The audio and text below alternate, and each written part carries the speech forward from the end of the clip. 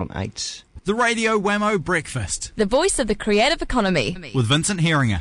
Yes, indeed, at Ideologue magazine. Good morning to you, Vincent. Good morning, Wammo. How are you? Very good. And today we're thumbing through the pages of Ideologue magazine. Yeah, indeed. There's a new issue out on newsstands looking like $1 million. Who's on the cover?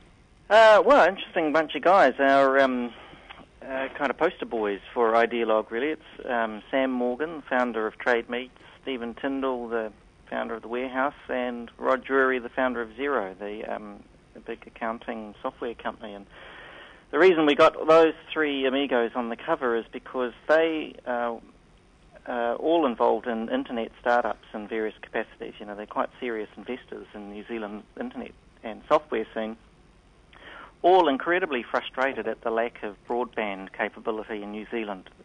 So frustrated that they have joined forces with a bunch of other guys to lay a cable, literally, across the Pacific, starting from Auckland, going to Sydney, and then all the way over to probably Washington State. And that's the Pacific Fibre?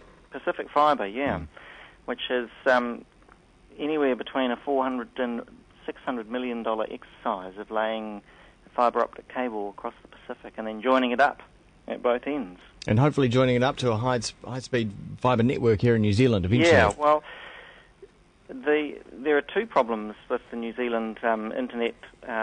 One is, as you say, getting it to your front door, which is limited by that cable, that copper cable that comes to your front door, that last mile, as it's called. But it's also limited by the pipes that go out from New Zealand. And one of the founders of this, Mark Rushworth, who was the head of iHug for a long time, said you get these incredible peaks at 6 o'clock and 7 o'clock when everyone comes home from work and jumps online and checks their TradeMe accounts and Facebook accounts, and it puts real pressure on the network. And so it's these kind of peaks and troughs that are trying to be smoothed out by these guys. That would be nice. It's a big job, you know. It's and the interesting thing about the internet, it's a bit like a road. You build it, and initially nobody's on it, but after a year it starts filling up. And internet's very similar, apparently. As soon as you build it, eventually people start using it, and they end up using it to the full capacity. I'll find a way, Vincent. I'll find a way of using it. Well, many of the applications are going to be in our space, all right? They're going to be in rich content, movies, TV, entertainment. There'll be a little bit of interesting application around health, you know, where you can do remote surgery and science and so forth. But really, the biggest demand is entertainment. I'd say so. Okay, so they're on the cover, but also an article that may seem slightly redundant now. Well, we did have redundant about the day that we went on the newsstand, which was last Tuesday. Chris Herbert, who's a Christchurch writer and lives with an architect, has been writing about how there's a bunch of people who, neither official nor necessarily qualified, but people interested in design, have set up a bunch of websites and almost like stunts in the city, were occupying empty spaces and turning them into parks and cafes and running movies, and a kind of a collective called Gap Filler will choose a site where a building used to be and put on a week's worth of film, like a film festival. And the idea was, and probably still, you know, even more relevant now, was let's take ownership of the city. Let's not leave it to the council or to necessarily to architects, but let's take the city and make it ours. Be interesting to see where that movement goes now that the level of destruction is so high. It's almost like you know, the size of the problem really has grown since then.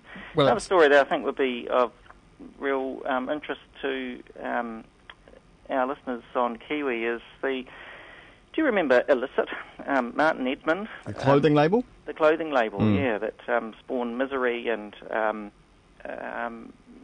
Martin Edmund tragically passed away But Illicit, his label, because his business partner Steve Hodge continues on K Road, but also not many people know that his designs, his T-shirt designs, and his label does incredibly well in the States. Oh, okay. No, I didn't know that. So profile of Steve Hodge and his business, that's...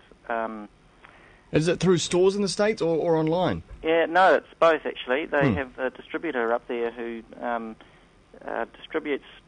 They moved a lot away from that original kind of what he calls emo punk into hip hop, and not my taste, to be honest. You didn't see yourself wearing an Illicit T-shirt Can't really down the get road? myself an Illicit outfit with a. Perhaps not the target market there, Vincent. No, I am probably not, but there is a market for it, and the good thing about it is it's incredibly ironic. So pictures of people in guns and machetes, but it's all a little bit faux, and having sort of taking the piss out of that whole gangster,